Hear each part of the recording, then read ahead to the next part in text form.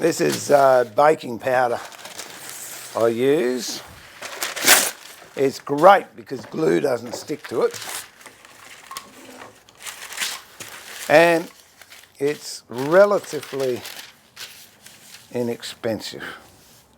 Another thing I find handy, especially when you're doing a glue up, I used to use masking tape, but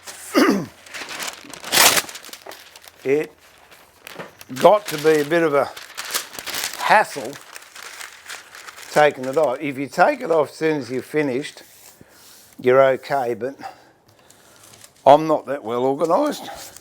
And so it's not until I need to use the clamps again that I realise, oh, hang on, I haven't taken the masking tape off. And you know what masking tape's like, once it's been on there too long, it just will not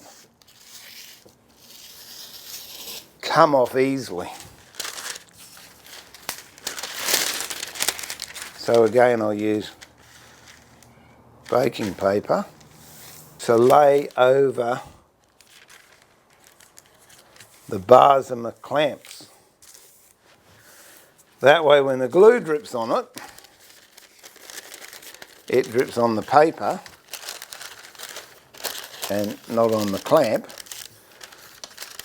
and the clamps work far more effectively.